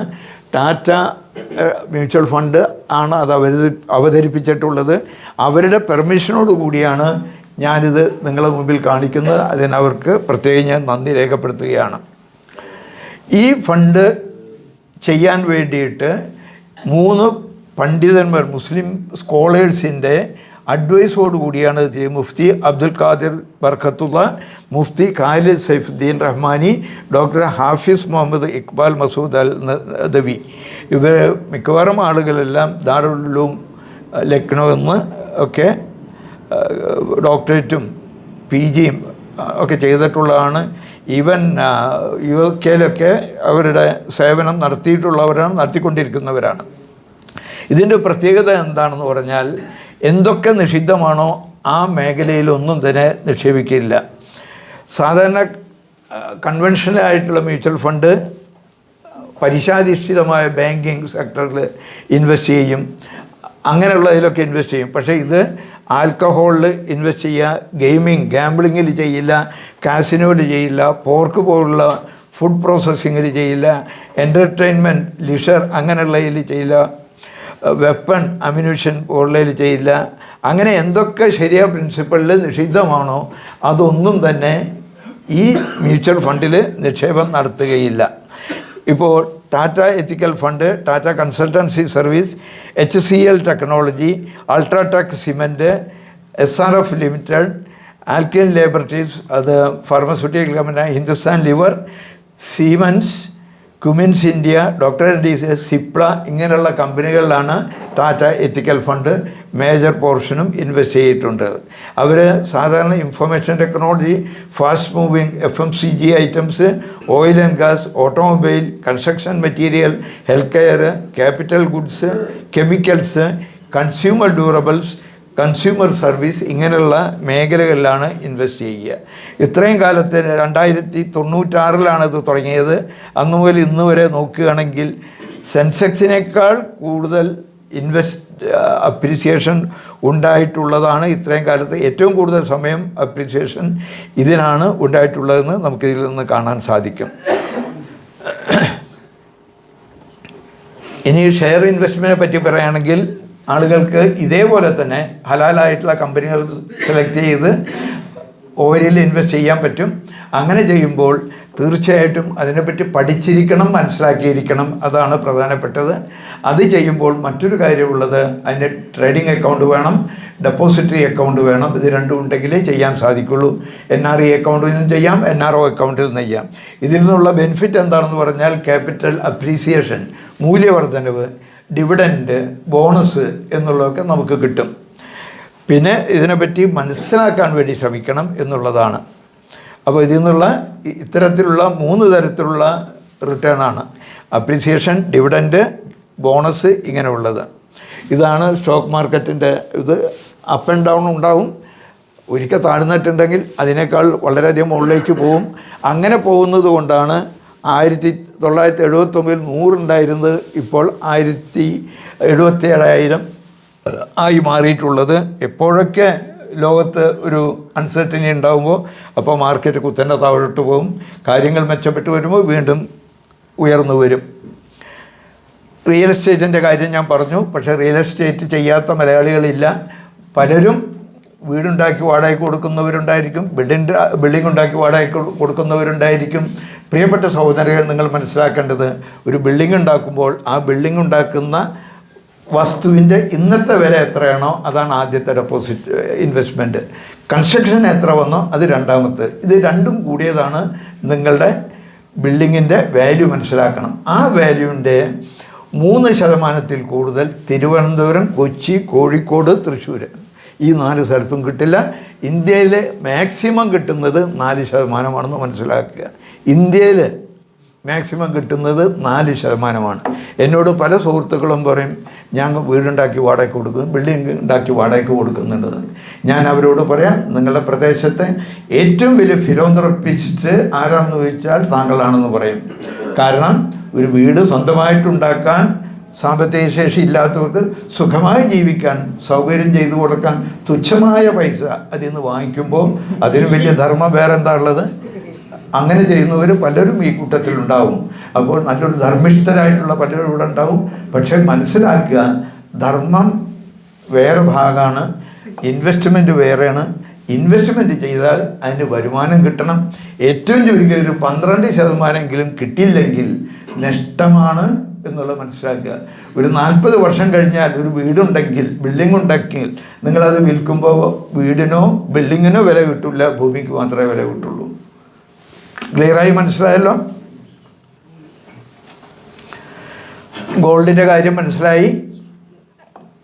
ഗോൾഡ് ഇന്നത്തെ കാലത്ത് നമ്മുടെ കുട്ടികൾ ആരും തന്നെ ആഭരണം ഉപയോഗിക്കില്ല. പക്ഷെ നമ്മൾ സ്വർണം മേടിച്ച് വെക്കുകയാണ്. അതേസമയത്ത് 22 വർഷം മുമ്പ് ഒരു സുഹൃത്ത് മകളുടെ കല്യാണത്തിന് മകള് പറഞ്ഞു എനിക്ക് സ്വർണം വേണ്ടെന്ന് പറഞ്ഞപ്പോൾ ആ സ്വർണത്തിന് പകരം അദ്ദേഹത്തിന് ഏക മകളായതുകൊണ്ട് അത് മുഴുവൻ ഇൻവെസ്റ്റ്മെൻറ്റ് ചെയ്തു, മ്യൂച്വൽ ഫണ്ടിൽ ഇൻവെസ്റ്റ് ചെയ്തു. ഇന്ന് ആ ഇൻവെസ്റ്റ്മെൻറ്റിന് കിട്ടുന്ന പണം കൊണ്ട് വേണമെങ്കിൽ അവരുടെ മൂത്ത മകനെ അമേരിക്കയിൽ പറഞ്ഞിട്ട് പഠിപ്പിക്കാൻ പറ്റും. ഗോൾഡാണെങ്കിൽ അത് സാധിക്കില്ല. ഗോൾഡിന് കിട്ടിയ അപ്രീസിയേഷൻ എത്രയെന്ന് നിങ്ങൾ കണ്ടു. അപ്പോൾ ഇതൊക്കെ മനസ്സിലാക്കിയിട്ട്, പ്രത്യേകിച്ചും നമ്മുടെ പ്രിയപ്പെട്ട സഹോദരികൾ മനസ്സിലാക്കേണ്ട കാര്യമാണ്. ഇനിയുള്ള കാലത്ത് നിങ്ങൾ സ്വർണം മക്കൾക്ക് വേണ്ടി സൂക്ഷിച്ചു വെച്ചിട്ടുണ്ടെങ്കിൽ, ഇന്ന് സൂക്ഷിച്ചു വെച്ചിരിക്കുന്നു, കല്യാണത്തിൻ്റെ ദിവസം നിങ്ങൾ പുറത്തെടുക്കും, 2 ദിവസം ഉപയോഗിച്ചും 3-ാമത്തെ ദിവസം വീണ്ടും ബാങ്കിൽ കൊണ്ടുപോയി വെക്കും, ബാങ്കിന് റെൻറ്റ് കൊടുത്തുകൊണ്ടിരിക്കും, എല്ലാ വർഷവും ധർമ്മവും കൊടുത്തുകൊണ്ടിരിക്കും. ധർമ്മം കൊടുത്ത് 40 വർഷം കഴിയുമ്പോൾ സ്വർണത്തിൻ്റെ വില ധർമ്മമായി പോയി കാണും. വീണ്ടും 2-ാം വട്ടം നിങ്ങൾ ചെയ്തുകൊണ്ടിരിക്കും. പക്ഷേ നിങ്ങൾ നിക്ഷേപമായി അതിനെ കാണണമെങ്കിൽ നിഷ്ക്രിയമായ വെൽത്ത് ഇസ്ലാം അനുവദിക്കുന്നതല്ല. വെൽത്ത് സമൂഹത്തിന് ഗുണം കിട്ടുന്ന തരത്തിൽ റിയാക്റ്റീവ് ചെയ്തുകൊണ്ടിരിക്കണം, പ്രവർത്തിച്ചു കൊണ്ടിരിക്കണം. കാരണം 1 കോടി റുപ്യ നമ്മളൊരു ബിസിനസ് ചെയ്യുമ്പോൾ അതിൽ ജോലിക്കാരുണ്ടാവും, അതിലുള്ള ഉൽപ്പന്നങ്ങൾ ആര് ഉൽപ്പാദിപ്പിക്കുന്നോ അവർക്ക് അവസരം കൊടുക്കുന്നു, ഇതെല്ലാം ചെയ്യാണ്. അതേസമയത്ത് സ്വർണമായി കൊണ്ടുവച്ചാൽ ഒരാൾക്കും ബെനിഫിറ്റ് കിട്ടുന്നില്ല. അതാണ് ഇസ്ലാമിക പ്രിൻസിപ്പിൾ. അത് നമ്മൾ മനസ്സിലാക്കിയിരിക്കണം. നമ്മുടെ കയ്യിൽ നിഷ്ക്രിയ ധനം ഉണ്ടാവാതിരിക്കുക എന്നുള്ളത് പ്രത്യേകം ശ്രദ്ധിക്കുക. ഗോൾഡ് പ്രൈസ് ഇവിടെ കാണിക്കുകയാണ്. 1980 വാർ വന്നപ്പോൾ ഏറ്റവും വില കൂടി, പിന്നെ 82 ആകുമ്പോഴേക്ക് താഴോട്ട് വന്നു. ഇങ്ങനെ ഇവിടെ വരുന്ന സമയം എന്ന് പറഞ്ഞാൽ $350 1 ഔൺസിന് എന്ന് പറഞ്ഞാൽ ഇവിടുത്തെ വില 35 ഗ്രാമിന് 35 മുതൽ 55 വരെ വില. പിന്നെ വില കൂടി ഇപ്പോഴ് ആ സ്ഥാനത്ത് 1 ഗ്രാമിന് ഇപ്പോൾ എത്രയാണ്, 300-ൽ കൂടുതലോ ഒക്കെ ആയിരിക്കുകയാണ്. ഇപ്പോൾ അതിൽ കൂടുതലുണ്ടെന്ന് തോന്നുന്നു. അപ്പോൾ ഇത് പ്രത്യേകം മനസ്സിലാക്കേണ്ട കാര്യമാണ്. സ്വർണം സ്ഥിരമായി ഗ്രോ ചെയ്യില്ല. ഇനിയിപ്പോൾ എല്ലാം സുക്കൂനായാൽ വീണ്ടും താഴോട്ട് വരും. അതാണ് ഉണ്ടാകുക. അത് പ്രത്യേകം മനസ്സിലാക്കുക. ഇത് വേറൊരു പ്രധാനപ്പെട്ട കാര്യമാണ്. നിങ്ങൾ എവിടെ എന്ത് ചെയ്താലും ആ ചെയ്യുന്നത് എൻ്റെ ഒരു രേഖ നിങ്ങളുടെ കുടുംബത്തിലുണ്ടായിരിക്കണം. നിങ്ങൾ സൂക്ഷിക്കണം. കഴിഞ്ഞ 2023 82,000 കോടി റുപ്യ നിക്ഷേപം സ്വീകരിക്കാൻ ആട് ചെല്ലാത്തതുകൊണ്ട് കേന്ദ്ര സർക്കാരിലേക്ക് പോയി. അതായത് പ്രോവിഡൻറ്റ് ഫണ്ട് 26,000 കോടി റുപ്യ സർക്കാരിലേക്ക് പോയി. അൺക്ലെയിംഡ് ബാങ്ക് അക്കൗണ്ട് 18,000 കോടി റുപ്യ സർക്കാരിലേക്ക് പോയി. മ്യൂച്വൽ ഫണ്ട് ആൾ പോവാതെ അന്വേഷിക്കാതെ നഷ്ടപ്പെട്ടു പോയി. അൺക്ലെയിംഡ് LIC പോളിസി 15,000 കോടി നഷ്ടപ്പെട്ടു. മെച്യൂർഡ് ഫിക്സഡ് ഡെപ്പോസിറ്റ് 4,800 കോടി നഷ്ടപ്പെട്ടു. 4,000 അൺക്ലെയിംഡ് ഡിവിഡൻഡ് നഷ്ടപ്പെട്ടു പോയി. അതുകൊണ്ട് നിങ്ങൾ ഏത് ഇൻവെസ്റ്റ്മെൻറ്റ് ചെയ്താലും അതിനെപ്പറ്റിയുള്ള ഒരു രേഖ നിങ്ങളുടെ കുടുംബത്തിൽ വേണം. നിങ്ങൾ അറിയുന്ന സ്ഥാപനങ്ങളിൽ കൂടെ മാത്രമേ നിങ്ങൾ ചെയ്യാൻ പാടുള്ളൂ. മരണവും ജനനവും ആർക്ക് എപ്പോഴും ഉണ്ടാകും. അങ്ങനെ വല്ലതും സംഭവിച്ചു പോയാൽ നഷ്ടപ്പെട്ടു പോകും. ഇന്ന് രാവിലെ ഒരു സുഹൃത്തിൻ്റെ വോയിസ് മെസ്സേജ് വന്നു. കണ്ണൂർ സ്വദേശിയാണ്. അദ്ദേഹം എന്നെ നന്നായി അറിയുന്ന ആളാണ്. ഞങ്ങളുടെ സ്ഥാപനം വഴി ഇൻവെസ്റ്റ് ചെയ്ത ആളാണ്. പക്ഷെ അദ്ദേഹത്തിൻ്റെ സംസാരം മനസ്സിലാവുന്നില്ല. ക്യാൻസർ വന്നു, പാരലൈസായി. ആ സമയത്ത് ഒരു വിധത്തിൽ സംസാരിക്കുന്നു. ഞാൻ പറഞ്ഞു, നിങ്ങൾ എങ്ങനെയെങ്കിലും ഇന്ത്യൻ നമ്പർ അയച്ചു തരൂ, പാൻ കാർഡ് നമ്പർ അയച്ചു തരൂ എന്ന് ആവശ്യപ്പെട്ടിരിക്കുകയാണ്. അത് കിട്ടിക്കഴിഞ്ഞാൽ അദ്ദേഹത്തിന് ആ പൈസ എടുക്കാനുള്ള സംവിധാനങ്ങളുണ്ട്. പക്ഷേ അദ്ദേഹം അറ്റ്ലീസ്റ്റ് വിളിക്കാനെങ്കിലും സാധിച്ചു. ഇതൊന്നും അറിയാത്ത ആളുകളുണ്ടെങ്കിൽ ഇതെല്ലാം നഷ്ടപ്പെട്ടു പോവുകയാണ് ചെയ്യുക. കാരണം നോമിനി വെച്ചിരിക്കും. ആ നോമിനിക്ക് ഇത് പൈസ തിരിച്ചെടുക്കാൻ പറ്റും. ഇന്ന് എല്ലാ കാര്യത്തിലും നോമിനി നിർബന്ധമാണ്. അപ്പോൾ നമ്മൾ പ്രത്യേകം ശ്രദ്ധിക്കേണ്ട കാര്യം ഇതെല്ലാമാണ്. എനിക്ക് അനുവദിച്ച സമയം എത്തിയിരിക്കുന്നു. ഞാൻ കൂടുതൽ ദീർഘിപ്പിക്കുന്നില്ല. എൻ്റെ നമ്പർ ഇവിടെ കൊടുത്തിട്ടുണ്ട്. അതിൽ വാട്സപ്പ് ഉണ്ട്, ഇമെയിൽ ID ഉണ്ട്. ഇത് നിങ്ങൾക്ക് സ്ക്രീൻഷോട്ട് എടുത്ത് വെക്കാം. ഏത് സമയത്തും നിങ്ങൾ എന്നെ വിളിക്കാം എന്ന് പറഞ്ഞാൽ അതിശയോക്തിയല്ല. 32 വർഷമായിട്ട് ഞാൻ പറയുന്നുണ്ട്. പക്ഷെ വിളിച്ചാൽ, നിങ്ങൾ വിളിക്കുന്ന സമയത്ത് ഞാൻ എൻഗേജഡ് ആണെങ്കിൽ എനിക്ക് റിപ്ലൈ ചെയ്യാൻ സാധിക്കില്ല. പക്ഷേ ഞാൻ വീണ്ടും വിളിക്കും. വീണ്ടും വിളിച്ചില്ലെങ്കിൽ നിങ്ങൾ വീണ്ടും വിളിക്കണം. കാരണം ഇങ്ങനെ ദിവസം പറഞ്ഞുകൊണ്ടിരുന്നാൽ എത്രമാത്രം കോൾ വരും നിങ്ങൾക്ക് ഊഹിക്കാവുന്നതേ ഉള്ളൂ. മനഃപൂർവ്വം നിങ്ങൾ അവഗണിക്കുന്നതല്ല എന്ന് നിങ്ങൾ മനസ്സിലാക്കണം എന്ന് വിനീതമായി അപേക്ഷിക്കുകയാണ്. അതുകൊണ്ട് ഇത്രയും സമയം വളരെ ക്ഷമയോടുകൂടി ക്ഷമിച്ചിരുന്ന എൻ്റെ പ്രിയപ്പെട്ട സഹോദരന്മാർക്കും സഹോദരികൾക്കും ഈ അവസരം നൽകിയ അൽമനാർ എന്ന ഈ സ്ഥാപനത്തിനും, വളരെ ഹൃദയം കൊണ്ട് ഞാൻ അടുപ്പമുള്ള സ്ഥാപനത്തിനും എൻ്റെ ഹൃദയമായ നന്ദി രേഖപ്പെടുത്തുകയാണ്. ഇതിനവസരം അല്ലെങ്കിൽ അപ്രൂവൽ നൽകിയ ദുബായ് ഔഖാഫ് ഡിപ്പാർട്ട്മെൻറ്റിന് എൻ്റെ നന്ദി രേഖപ്പെടുത്തുകയാണ്. ഇവിടെ ഈ നാട്ടിലെ എല്ലാ ഭരണാധികാരികൾക്കുള്ള കടപ്പാടും കടമയും സ്നേഹവും ഈ സന്ദർഭത്തിൽ ഓർമ്മിക്കുകയാണ്. ഒരിക്കൽ കൂടെ എല്ലാവർക്കും നന്ദി രേഖപ്പെടുത്തുന്നു. അസ്സലാമു അലൈക്കും വറഹ്മത്തുള്ളാഹി വബറകാതുഹു.